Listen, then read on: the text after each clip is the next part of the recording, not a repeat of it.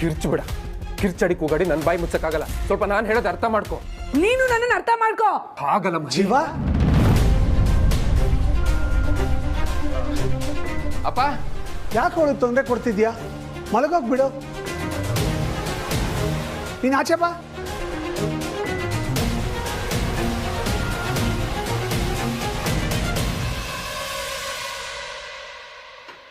ಅಪ್ಪ ಏನು ಹೇಳಬೇಡ.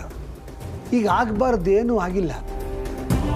ಈ ಮನೆಗೆ ಹೊಂದ್ಕೊಳ್ಳೋಕ್ಕೆ ಅವಳಿಗೆ ಸ್ವಲ್ಪ ಸಮಯ ಬೇಕಾಗತ್ತೆ. ಹೊಂದ್ಕೊತಾಳೆ ಬಿಡು. ಬಲವಂತ ಮಾಡಿ ಪೂಜೆ ಕೂರಿಸೋದ್ರಲ್ಲಿ ಏನೂ ಅರ್ಥ ಇಲ್ಲ. ಅದರಿಂದ ಏನೂ ಸಾಧನೆ ಮಾಡೋಕ್ಕಾಗಲ್ಲ. ಹೌದು ಕಣೋ ಜೀವ. ಈಗ ನಾವು ಪೂಜೆ ಮಾಡೋದೇ ಎಲ್ರಿಗೂ ಒಳ್ಳೇದಾಗಲಿ ಅಂತ ತಾನೆ. ಆ ದೇವರು ನಮ್ಮ ಪ್ರಾರ್ಥನೆ ಕೇಳ್ತಾನೆ. ಈಗ ಬಾ, ನಾವು ಪೂಜೆ ಮಾಡೋಣ. ಅವಳು ಆರಾಮಾಗಿ ಎದ್ದು ಬರಲಿ. ಸರಿ.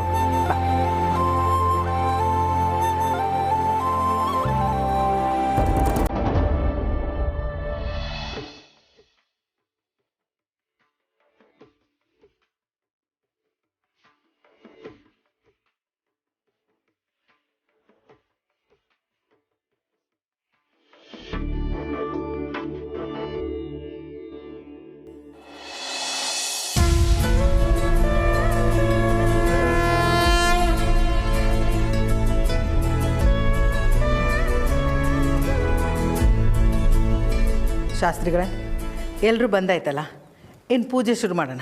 ಆಯ್ತಮ್ಮ. ಮದುವೆ ಆಗತ್ಲೋ ದಂಪತಿಗಳಿಬ್ಬರು ಗಣೇಶನ ಪೂಜೆ ಮಾಡ್ತಾ ಇದ್ದೀರಾ. ನಿಮ್ಮ ಸಂಸಾರದಲ್ಲಿ ಸುಖ ಶಾಂತಿ ನೆಮ್ಮದಿ ನೆಲೆಸಿರಲಿ ಅಂತ ಆ ಮಹಾಗಣಪತಿನಲ್ಲಿ ಪ್ರಾರ್ಥನೆ ಮಾಡಿಕೊಂಡು ಈ ಹೂವನ್ನು ದೇವ್ರಿಗೆ ಹಾಕಿ.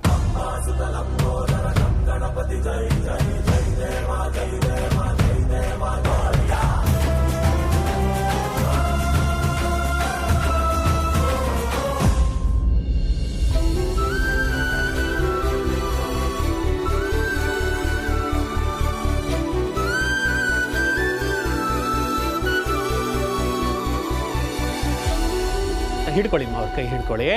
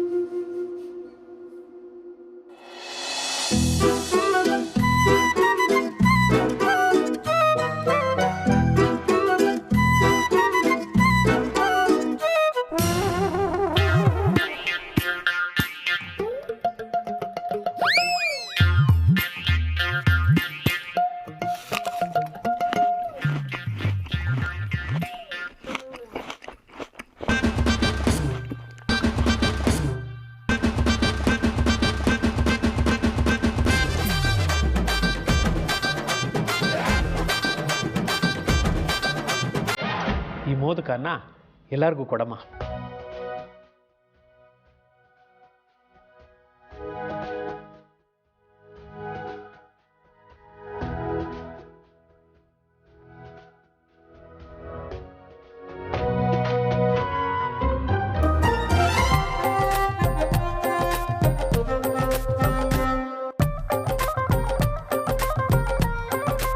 ಅಜ್ಜಿ ನೋಡಿದ್ರ ಅದಕ್ಕೇನಾ ಅಣ್ಣನ ಮೇಲೆ ಎಷ್ಟು ಲವ್ ಇದೆ ಅಂತ. ನಮಗೆ ಮಾತ್ರ ತಿನ್ನೋದಕ್ಕೆ ಒಂದೇ ಮೋದಕ, ಅಣ್ಣಂಗೆ ಮಾತ್ರ ಕೇಳ್ದೇನೆ 3-4 ಮೋದಕ ಕೊಡ್ತಾ ಇದ್ದಾರೆ. ನಿನ್ನ ಹೆಂಡ್ತಿನೂ ಬಂದಮೇಲೆ 8-10 ಮೋದಕ ತಿನ್ನುವಂತೆ ಸುಮ್ಮನೆ ಇರು ಅಜ್ಜಿ.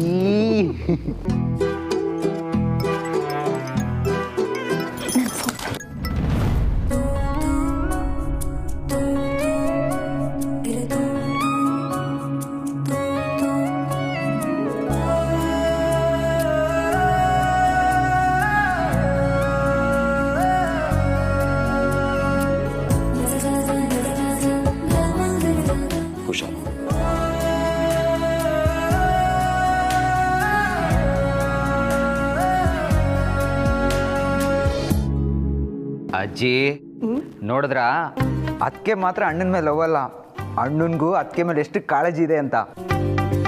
ಪಕ್ಕ ಇದ್ದಾರೆ ಕಡೋರು.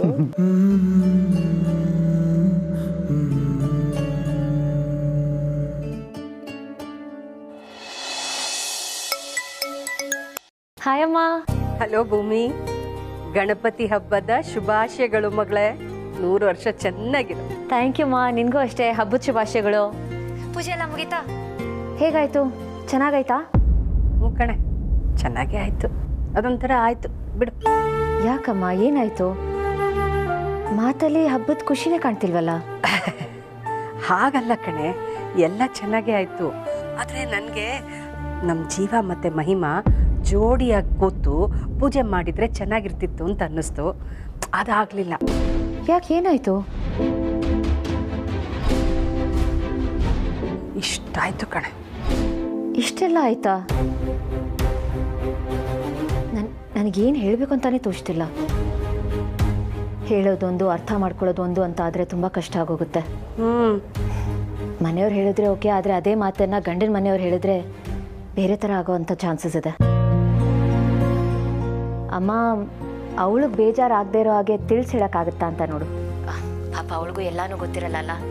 ಯಾರಾದರೂ ಒಬ್ಬರು ತಿಳಿಸಿ ಹೇಳಲೇಬೇಕು, ಇದು ಹೀಗಲ್ಲ ಹಾಗೆ ಅಂತ. ಅಯ್ಯೋ ನೋಡು, ಇಷ್ಟು ಮಾತಾಡಿಕೊಂಡು ಫೋನ್ ಮಾಡಿರೋ ವಿಷಯನೇ ಹೇಳಕ್ಕೆ ಮರ್ತುಬಿಟ್ಟಿದ್ದೀನಿ. ಈಗ ನಾನು ಫೋನ್ ಮಾಡಿದ್ದು ನಿನ್ನ ಮತ್ತೆ ಅಳಿಯಂದ್ರನ್ನ ಬಂದೊಂದ್ಸಲಿ ಗಣಪತಿ ಕೂರಿಸಿದ್ದೀವಲ್ಲ, ನೋಡ್ಕೊಂಡು ಹೋಗಿ ಅಂತ ಹೇಳೋದಕ್ಕೆ.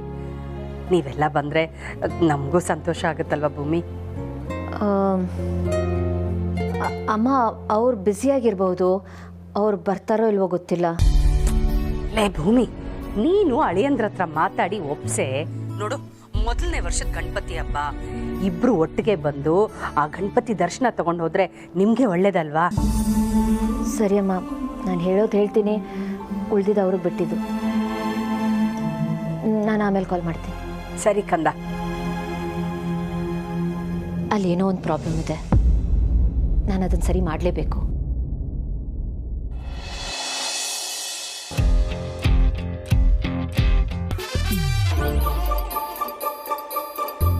ಗೆಳೆಯ, ಹೇ ಇಲ್ಲೇನೋ ಮಾಡ್ತಾ ಇದ್ಯಾ? ಯಾಕೆ, ಏನಾಯ್ತು? ಹೇ ಅಲ್ಲ, ಇವತ್ತು ಹಬ್ಬ ಅಲ್ವೇನೋ? ನೀನು ಆಫೀಸಿಗೆ ಬರಲ್ಲ ಅನ್ಕೊಂಡೆ. ನೀನು ನೋಡಿದ್ರೆ ಎಲ್ರಿಗಿಂತ ಮುಂಚೆನೇ ಹಾಜರಾಗ್ಬಿಟ್ಟಿದ್ಯಾ. ಹಾಗಂತ ನೀನು ಅನ್ಕೊಂಡ್ರೆ ನಾನೇನು ಮಾಡಲಿ? ಕೆಲಸ ಆದ್ಮೇಲೆ ಬರಲೇಬೇಕಲ್ವಾ? ಈಗ ನೀನು ಬಂದಿಲ್ವಾ? ಲೇ, ನನ್ನ ವಿಷಯ ಬಿಟ್ಟಾಕೋ. ನೀನು ಹೊಸದಾಗಿ ಮದುವೆ ಆಗಿರೋ ಅನ್ಕೋಣ. ಅಪ್ಪ, ಈಗಲಾದರೂ ನಿನ್ನ ಪರ್ಸನಲ್ ಲೈಫ್ ಬಗ್ಗೆ ಸ್ವಲ್ಪ ಯೋಚನೆ ಮಾಡು. ನಾನು ಪರ್ಸನಲ್ ಲೈಫ್ ಬಗ್ಗೆ ಗಮನ ಕೊಟ್ಟಿದ್ರೆ ಇಷ್ಟು ದೊಡ್ಡ ಸಾಮ್ರಾಜ್ಯ ಕಟ್ಟಕ್ಕೆ ಆಗ್ತಿರಲಿಲ್ಲ. ನಾನು ಬಾಸು, ಎಲ್ರಿಗಿಂತ ಜಾಸ್ತಿ ನಾನು ಕೆಲಸ ಮಾಡಬೇಕು. ಏಯ್, ಹಂಗಂತ ಯಾರು ಹೇಳಿದ್ದು? ಬಾಸ್ ಅಂದ್ರೆ ಏಲೇನ? ಅವನು ಮನುಷ್ಯನೇ ಕಡ. ನಿನಗೂ ಲೀವು, ರಿಲೀಫು, ಲೀಷರು ಬೇಕು ಕಣ. ನೀನು ಇಷ್ಟ ಬಂದಂಗೆ ರಜಾ ತಗೋ. ನೀನು ಯಾವನ ಕೇಳೋಣ? ಹಾಗೆಲ್ಲ ಬೇಕಾ ಬಿಟ್ಟು ಇರೋಕ್ಕಾಗಲ್ಲ. ಉಪದೇಶ ಕೊಡ್ಬೇಡ, ಒಳಗಡೆ ಬಾ. ತಂದೆ ನೋಡ, ನೀನು ಹೊಸದಾಗಿ ಮದುವೆ ಆಗಿದ್ಯಾ. ಹೊಸದಾಗಿ ಮದುವೆ ಆದವರು ಅತ್ತೆ ಮನೆಗೆ ಹೋಗಿ ಗಣೇಶನ ದರ್ಶನ ಮಾಡ್ಬೇಕಣ. ಹಾಗಂತ ಗಣೇಶ ಏನು ಬೇಜಾರು ಮಾಡ್ಕೊಳ್ಳಲ್ಲ. ಇಂಪಾರ್ಟೆಂಟ್ ಬಿಸಿ ಇದೆ, ಒಳಗಡೆ ಬಾ. ಇವನು ನೆಮ್ಮದಿಯಾಗಿರಲ್ಲ, ನಮ್ಮನ್ನು ನೆಮ್ಮದಿಯಾಗಿರಕ್ಕೆ ಬಿಡಲ್ಲ. ಇವನು ಇದೇ ಥರ ಕೆಲಸ ಮಾಡ್ತಿದ್ರೆ ನಮ್ಗೆ ಒಂದು ದಿವಸನೂ ರಜಾ ಸಿಗಲ್ಲ. ಯಾರು ಹೇಳೋಣ ನಮ್ಮ ಸಂಕಟನ? ಬರ್ತೀಯ ಬರಲ್ವ ಈಗ? ಬನ್ನಪ್ಪ, ಬಂದೆ. ಅಜ್ಜಿ, ಆಸ್ಟ್ರೇಲಿಯಲ್ಲಿ ಅದೆಲ್ಲ ಸಿಗಲ್ಲ ಅಜ್ಜಿ. ಸಿಗಲ್ವಾ? ಸೀಮೆ ಸೌತೆ ಸಿಗಲ್ವಾ? ಇಲ್ಲ ಅದ್ಯಾವ ಸೀಮೆ ಆಸ್ಟ್ರೇಲಿಯಾ ಅನ್ನೋದು? ಅಜ್ಜಿ, ಅದು ಹಾಗಲ್ಲ. ಸೀಮೆಗೆ ಸೌತೆ ಸಿಗುತ್ತೆ, ಆದರೆ ಅದು ಆ ಥರ.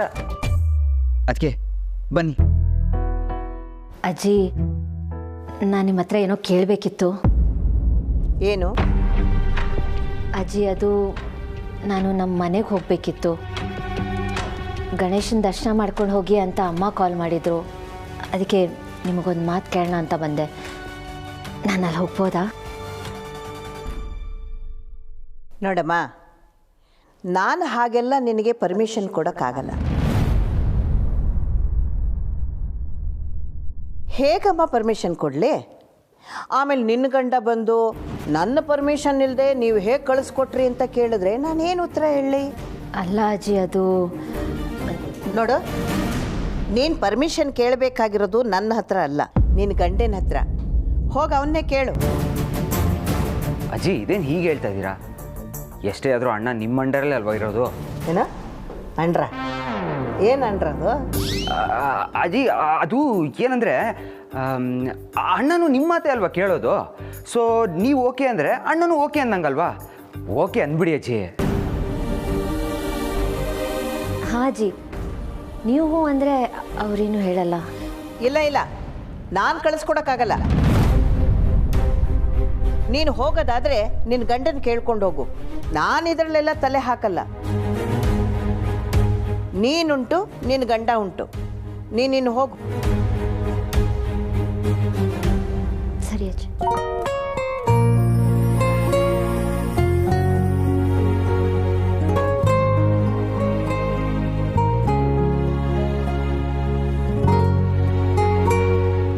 ಅಜ್ಜಿ, ಯಾಕಜ್ಜಿ ಅದಕ್ಕೆ ಹತ್ರ ಅಷ್ಟೊಂದು ರೂಢಾಗಿ ಮಾತಾಡಿದ್ರಿ? ಪಾಪ ಅದಕ್ಕೆ ಎಷ್ಟು ಬೇಜಾರು ಮಾಡ್ಕೊಂಡ್ರೆ ಏನು? ನೀವು ಆ ಥರ ಮಾತಾಡಬಾರ್ದಾಗಿತ್ತು. ಏಕೋ ಸರ್, ನೀನಿನ್ನೂ ಎಳಸು ಕಣೋ. ನಿನಗೆ ಇದೆಲ್ಲ ಅರ್ಥ ಆಗಲ್ಲ. ನಾನು ಈಗ ಮಾಡಿದ್ನಲ್ಲ, ಅದಕ್ಕೊಂದು ಕಾರಣ ಇದೆ. ಅದರಲ್ಲಿ ಒಳ್ಳೆ ಉದ್ದೇಶ ಇದೆ. ಏನು? ನೋಡು, ನಾನೇ ಯಾವಾಗಲೂ ಅವರಿಬ್ಬರ ಮಧ್ಯೆ ನ್ಯಾಯ ತೀರ್ಮಾನ ಮಾಡ್ತಾ ಇದ್ರೆ ಅವರಿಬ್ಬರು ಪರಸ್ಪರ ಮಾತಾಡಿಕೊಂಡು ಒಂದು ನಿರ್ಧಾರಕ್ಕೆ ಬರೋದು ಯಾವಾಗ? ಅದಕ್ಕೆ ನೀವು ಈ ಥರ ಹೇಳಿದ್ದು? ಸಾರಿ ಅಜ್ಜಿ, ನನಗೆ ಇದರಿಂದ ಇಷ್ಟೊಂದು ದೊಡ್ಡ ಥಿಯರಿ ಇದೆ ಅಂತ ಗೊತ್ತೇ ಇರಲಿಲ್ಲ. ಅದಕ್ಕೆ ನಿನಗೆ ಎಳಸು ಅಂತಿದ್ದು. ನಿನಗೆ ವಿದ್ಯೆ ಇದೆ, ಆದರೆ ಅನುಭವ ಸಾಲದು. ನೋಡು, ವಿದ್ಯೆಗಿಂತ ಅನುಭವ ದೊಡ್ಡದಪ್ಪ. ಅದಕ್ಕೆ ನಮ್ಮಂಥ ದೊಡ್ಡವ್ರ ಮಾತನ್ನ ಕೇಳಬೇಕು ಅಂತ. ತಪ್ಪಾಯ್ತು ಅಜ್ಜಿ ಅವರೇ, ಇನ್ನು ನಿಮ್ಮ ಮಾತನ್ನ ಸಿನ್ಸಿಯರಾಗಿ ಫಾಲೋ ಮಾಡ್ತೀನಿ. ತಥಾಸ್ತು. ಹಾಗೆ ಮಾಡು ನನ್ನ ಪ್ರೀತಿಯ ಮೊಮ್ಮಗನೇ.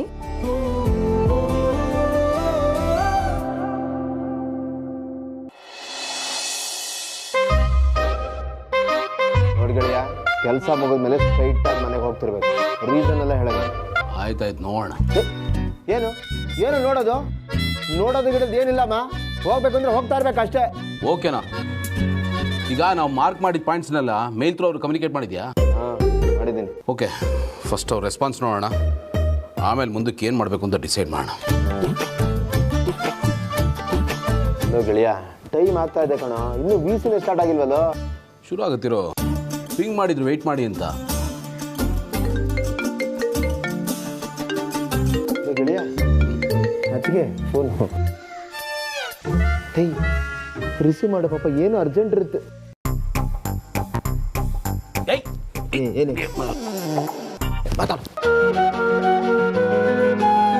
ಹಲೋ, ಏನಾದರೂ ಇಂಪಾರ್ಟೆಂಟ್ ವಿಷಯ ಆಯ್ತಾ? ಏನಿಲ್ಲ ಬಿಡಿ. ಅಲ್ಲ, ನೀವು ಕಾರಣ ಇಲ್ಲದೆ ಫೋನ್ ಮಾಡಲ್ಲ. ಏನಾದರೂ ಇಂಪಾರ್ಟೆಂಟ್ ವಿಷಯ ಆಯ್ತಾ ಅಂತ? ಹಾಂ, ಇವತ್ತು ಗಣೇಶ ಹಬ್ಬ ಅಲ್ವಾ? ಹಾಂ, ಬೆಳಗ್ಗೆನೆ ಸೆಲೆಬ್ರೇಟ್ ಮಾಡಿದ್ವಲ್ಲ, ಪೂಜೆ ಎಲ್ಲ ಆಯ್ತಲ್ಲ? ಅಲ್ಲ, ಅಮ್ಮ ಕಾಲ್ ಮಾಡಿದ್ರು, ಮನೆಗೆ ಬಂದು ಗಣೇಶನ ದರ್ಶನ ಮಾಡ್ಕೊಂಡು ಹೋಗು ಅಂತ ಹೇಳಿದ್ರು. ಓ ಹೌದಾ?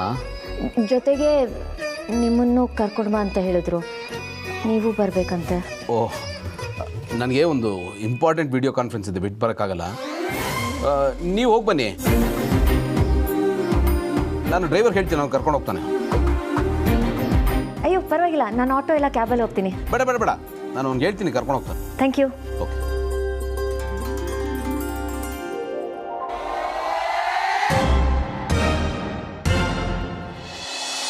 ಭೂಮಿಕಾ, ಸಾರಿ ಅತ್ತೆ. ಹಾಯ್ ಅಶ್ವಿನಿ. ಅರುಣ್, ಯಾವಾಗ ಬಂದ್ರಿ? ಈಗಿನೂ ಬರ್ತಾ ಇದ್ದೀನಿ. ಇಷ್ಟು ಅರ್ಜೆಂಟಾಗಿ ಎಲ್ಲಿಗೆ ಹೋಗ್ತಾ ಇದ್ದೀರಾ? ಆ್ಯಕ್ಚುಲಿ ನಾನು ನಮ್ಮ ಮನೆಗೆ ಹೊರಟಿದ್ದೆ. ಸಾರಿ, ಆ ಗಡಿಬಿಡಿಯಲ್ಲಿ ನಾನು ಗಮನಿಸಲಿಲ್ಲ. ಸಾರಿ. ಏನು ಮನೆಗೆ ಹೋಗ್ತಾ ಇದೆಯಾ? ಹಾಂ ಅತ್ತೆ, ಗೌತಮ್ ಅವ್ರು ಕೇಳಿದೆ, ಹೋಗ್ಬಾ ಅಂದರು.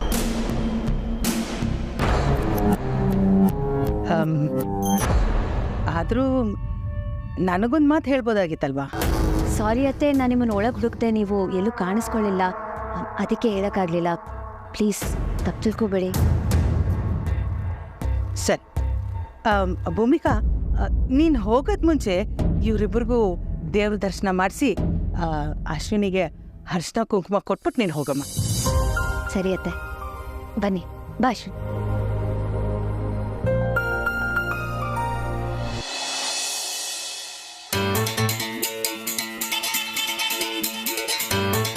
ಏನೋ ನೀನು ಮಾಡಿದ್ದು? ಅಲ್ಲ, ಹಬ್ಬಕ್ಕೆ ಅಂತ ಕರೆದ್ರೆ ಅದಕ್ಕೆ ಒಬ್ಬರನ್ನೇ ಕಳಿಸ್ತಾ ಇದೆಯಲ್ಲ, ನೀನು ಜೊತೆಗೆ ಹೋಗ್ಬೇಕು ತಾನೆ? ಮದುವೆ ಆದ್ಮೇಲೆ ಇದು ಬಂದಿರೋ ಮೊದಲನೇ ಹಬ್ಬ ಕಣೋ ಇದು. ಅದಕ್ಕೆ ನಾನೇನು ಮಾಡಬೇಕು? ಏನು ಮಾಡಬೇಕಾ? ಮದುವೆ ಆಗಿರೋದು ನಿಂದು ಕಣೋ, ನೀನು ಅಲ್ಲಿಗೆ ಕಂಪಲ್ಸರಿಯಾಗಿ ಹೋಗ್ಲೇಬೇಕು. ಲೇ ಬಿಡ, ನಾನು ಹೋಗದೆ ಇದ್ರು ಹಬ್ಬ ನಡೆಯುತ್ತೆ. ಲವ್, ನಾವಿಲ್ಲ ಅಂದ್ರೆ ಹಬ್ಬ ಒಂದೇ ಅಲ್ಲ, ಎಲ್ಲ ನಡೆಯುತ್ತೆ. ಹಾಗಂತ ಎಲ್ಲ ಬಿಟ್ಬಿಡಕ್ಕಾಗುತ್ತೇನ? ಅಲ್ಲ, ಮದುವೆ ಆದ್ಮೇಲೆ ಅಳಿಯ ಮನೆಗೆ ಬರಬೇಕು ಅಂತ ಇನ್ನೊಂದು ಸಂಪ್ರದಾಯ ಇರುತ್ತೆ ಪಾಪ ಅವ್ರಿಗೆ. ನೀನು ಹೋಗ್ಬೇಕು ತಾನೆ ಅಲ್ಲಿಗೆ? ಏಯ್, ಯಾಕೋ ಎಲ್ಲ ತಪ್ಪು ನಂದೇನ ತರ ಗನ್ ಪಾಯಿಂಟ್ ಅಲ್ಲಿ ನಿಲ್ಸಿ ಮಾತಾಡ್ತಾ ಇದೀಯಾ? ಹೌದು ಕಣ, ನಿಂದೆ ಕಣ ತಪ್ಪು. ಏಯ್, ಈ ತೀರಾ ಅತಿ ಆಯ್ತು ಕಣ. ನಿನ್ ಯಾವ ಭಾಷೆಯಲ್ಲಿ ಅರ್ಥ ಮಾಡಿಸ್ಬೇಕು? ಇಷ್ಟೊಂದು ಇಂಪಾರ್ಟೆಂಟ್ ಕೆಲಸ ಇದೆ, ಇದನ್ನ ಬಿಟ್ಟು ಅಲ್ಲಿಗೆ ಹೇಗೆ ಹೋಗ್ಲಿ? ಹಾಗಂತ ಅದಕ್ಕೆ ಒಬ್ಬರನ್ನ ಕಳ್ಸೋದು ಸರಿನಾ? ಮಾತಾಡಬೇಕು ಅಂತ ಏನೇನೋ ಮಾತಾಡಬೇಡ. ನಾ ಡ್ರೈವರ್ ಕಳಿಸ್ತೀನಿ ತಿಳಿದಿದ್ದೀನಿ ತಾನೆ. ನನ್ಗೇನೋ ಅವ್ರ ಬಗ್ಗೆ ಕನ್ಸರ್ನ್ ಏನೋ ಥರ ಮಾತಾಡ್ತೀಯಾ? ನನ್ಗೇನೇ ಕೇಳಿದ್ರು ಬೇಡ ಅಂತಾರೆ, ನಾನೇನು ಮಾಡಲಿ? ಸಮಾಧಾನ ಸಮಾಧಾನ. ನಮಗೂ ವಾಯ್ಸ್ ರೈಸ್ ಮಾಡಕ್ ಬರುತ್ತೆ, ನಿಮಗಿಂತ ಜೋರಾಗಿ ಮಾತಾಡಕ್ ಬರುತ್ತೆ. ಏಯ್, ಗೆಳೆಯ, ನಿನಗೆ ನನ್ನ ಸೈಕಾಲಜಿನೇ ಅರ್ಥ ಆಗಲ್ವಲ್ಲ? ನೋಡ, ಹೆಣ್ಮಕ್ಳು ಬೇಕು ಅಂದ್ರೆ ಬೇಡ ಅಂತ, ಬೇಡ ಅಂದ್ರೆ ಬೇಕು ಅಂತ, ಇದನ್ನ ಅರ್ಥ ಮಾಡ್ಕೊಳ್ಳೋ ಎಲ್ಲ ಸಲೀಸಾಗಿ ನಡೆಯುತ್ತೆ. ತಮ್ಮ ಉಪದೇಶ ನಿಲ್ಲಿಸಿ, ಡ್ರಿಲ್ಲಿಂಗ್ ಮಿಷಿನ್ ಆಫ್ ಮಾಡಿ ಕೆಲಸದ ಕಡೆ ಗಮನ ಕೊಡಿ. ಜನಗಳಿಗೆ ಒಳ್ಳೇದು ಹೇಳಿದ್ರೆ ಅಲರ್ಜಿ ಅಂತ, ತುರ್ಕೆ. ಇದು ಆಯ್ತಮ್ಮ. ಆಗ್ತಾ ಇದೆ.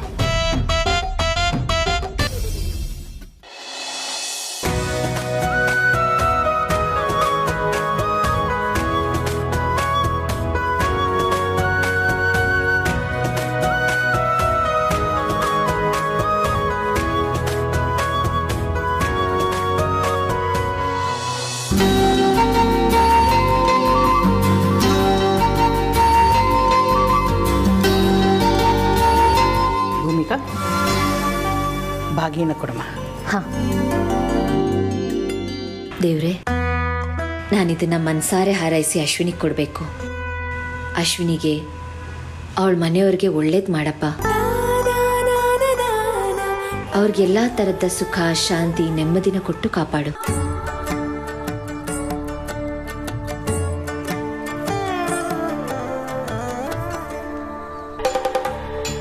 ಗೌರಿ ಹಬ್ಬ ಬೇರೆ.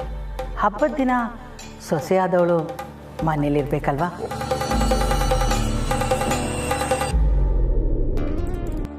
ನಾನು ತವ್ರ ಮನೆಗೆ ಹೋಗಬೇಡ ಅಂತ ಹೇಳಿದ್ರು ಇವಳು ಗೌತಮ್ ಹತ್ರ ಕೇಳಿ ತವ್ರ ಮನೆಗೆ ಹೋಗಕ್ಕೆ ಹೊರಟಿದ್ದಾಳೆ ಅಂತಂದರೆ ಇವಳು ನನ್ನ ಮಾತು ಮೀರ್ತಿದ್ದಾಳ?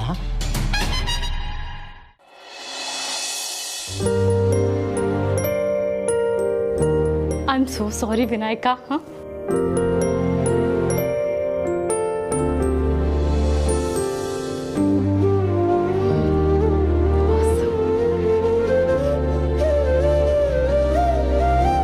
ನಾನು ಬಂದಿದ್ದೀನಿ.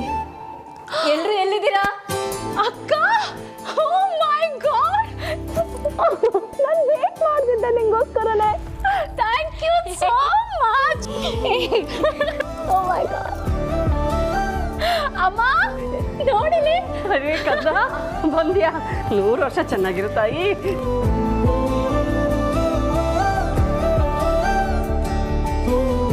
ನನ್ನಮ್ಮ ಕಂದ, ದೀರ್ಘಾಯುಷ್ಮಾನ್ ಭವ. ಚೆನ್ನಾಗಿದ್ಯಾ ಮಗಳೇ? ಚೆನ್ನಾಗಿದ್ದೀನಿ, ನೀವು ಹೇಗಿದ್ದೀರಾ? ಚೆನ್ನಾಗಿದ್ದೀನಿ. ಮನೇಲೆಲ್ಲರೂ ಚೆನ್ನಾಗಿದ್ದಾರಾ? ಖುಷಿ ಆಯ್ತು ಮಗಳೇ, ನೀನು ಬಂದಿದ್ದು ನಿಜವಾಗ್ಲೂ ಖುಷಿ ಆಯ್ತು. ಅಕ್ಕ, ಜೀವ, ಅಕ್ಕ ಹೇಗೆ ಅನಿಸ್ತಾ ಇದೆ? ಹೊಸ ಮನೆ, ಹೊಸ ಲೈಫು. ಆ್ಯಂಡ್ ನಿಮ್ಮ ಯಜಮಾನ್ರು ಗೊತ್ತಿಲ್ಲ ಅಂದರೆ ನಾನಿನ್ನೂ ಈ ಮನೆಗೆ ಹೊಂಗಲ್ಲಿದ್ದೀನಿ. 3 ಹೊತ್ತು ನನಗೆ ನಿಮ್ಮದೇ ಚಿಂತೆ.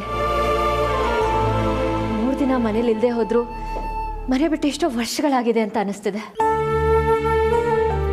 ಆದರೆ ಈಗ ಪರವಾಗಿಲ್ಲ, ಇಲ್ಲಿ ಬಂದಿದ್ದೀನಲ್ಲ, ನೆಮ್ಮದಿ ಇದೆ.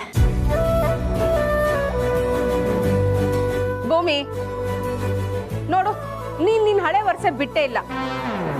ನಿನಗೇನೆ ಅರಮನೆ ಅಂತ ಮನೆ, ಕಾಲ್ಗೊಂದು ಕೈಗೊಂದು ಆಳ್ಗಳು, 10 ಕಾರು ಓಡಾಡೋದಕ್ಕೆ ಅಂತ ಒಂದು ವೈಭೋಗ ಬಿಟ್ಟು ಈ ನಮ್ಮ ಮನೇನ ಇಷ್ಟೊಂದು ಹೊಗಳ್ತಾ ಇದೆಯಲ್ಲ, ಏನೇ ನಿಂದು? ಯಾಕಮ್ಮ ಹೊಗಳ್ಬಾರ್ದು? ನಾನು ಎಲ್ಲೇ ಹೋದ್ರೂ ಈ ಮನೆ ಮಗಳು ಅನ್ನೋದನ್ನ ಮರಿಬೇಡ. ನನಗೆ ಈ ಮನೆನೇ ಗ್ರೇಟು, ಬೆಸ್ಟು ಎಲ್ಲ. ವಾ ವಾ ವಾ ವಾ ಅಕ್ಕ, ನಿನ್ನ ಈ ಮಾತಿಗೆ ನನ್ನ ಕಡೆಯಿಂದ ಒಂದು ಗೋಲ್ಡನ್ ಬಜಾರ್.